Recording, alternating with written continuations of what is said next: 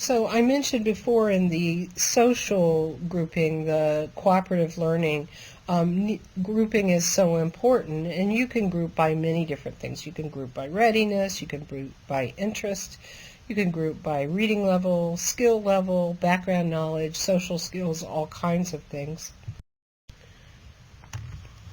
But in collaborative grouping, it's really important that you establish the importance of what you're doing, because children with autism are not going to automatically infer their importance, and you define their roles. So for instance, one could be task director, one could be recorder, one could be appraiser or encourager, and then give them suggested language.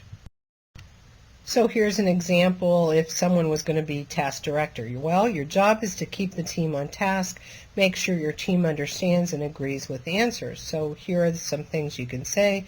Let's review the rules. Should we ask the teacher? We have one more part to do. Let's reread the directions again. Does everyone understand? Here's another example for a recorder, which is not usually the great one for kids with ASD because they don't write very quickly and they summarize poorly. So I don't recommend recorder for most kids with autism. It seems I like task director so well, I put it in twice. Okay, now let's talk briefly about writing, because I know this is getting long and you're probably getting tired of listening to my voice.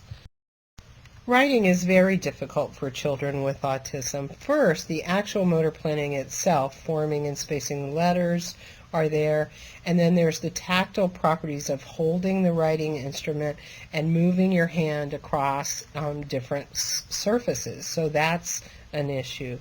Secondly, writing is thinking on paper, so they have to manipulate and organize language in their mind and really plan for that, and that's very daunting for a visual thinker. And lastly, you have to really consider the audience in your writing, so that brings in social perspective quite a bit. So writing is quite a complex task for a child with autism. As far as the physical writing is concerned, I suggest working with an occupational therapist. I also love the program Handwriting Without Tears. I've had a lot of success with that. I often use little tripod holders to encourage correct pencil grip. I'll use a marker because it has less drag than a pencil, and it allows for them to make better marks across the surface. A little slanted surface is sometimes easier. I'll use like a 1-inch notebook just to give them a little slant, and that'll work. I also think it's really important to teach them to keyboard, because as you get into revision and clarification, it's almost impossible to get children with autism to rewrite the whole thing. So I start quite young teaching them to keyboard. I think some occupational therapists don't agree with that because they think they don't learn how to type exactly right, but I really think it's very important that they learn how to keyboard, because I think that's the only way they get to higher level writing. Here are some typing websites that I found that work. You kind of have to pick the website with the child's interest, I've found, to teach typing. And here is the one writing study that I found for children with Asperger's, and it's called Self-Regulated Strategy Development. It has strong research background for children with language impairment, and there's one study with the use of SRSD with Asperger's syndrome. It really gives the child instructions in the strategy, the rationale, and it models with soft talk. The child then soft talk, and then the child memorizes the strategy, practices with self-instruction, gets feedback, and then goes for independent use. I really like it, and I use it often. So here's the basic writing process, and I will put an article on SRSD for you to read online that gives you a little more in-depth information. But of course, like any writing process, you go through planning, then writing, then revising, then editing, and then monitoring.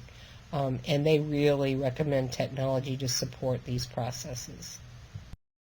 This is a quick down and dirty little thing called the 3-2-1 summarizer. I give the card to the student and I say, after reading over my work, I've looked at my writing, write down 3 revisions I can make to make it better, 2 resources I can use to help improve my work. In other words, where can I find more information? And 1 thing I really like about my first draft. And this is really important because most of the time it's hard for the children with autism to realize what should stay as well as what should go. I love self-check cards. I take index cards, and on one side it says, I have used capital letters correctly. So if yes, then you go to the next card. If no, you flip the card over, and then the card gives you support for using capital letters, reminders for using capital letters, names of person and pets, pronoun I, first letter of sentence, etc., etc. So then the next thing might say, I have used my punctuation correctly. If yes, go to the next card. If no, see the back of the information, and then it might have punctuation rules. And after they go through all of these cards, they have then self-checked their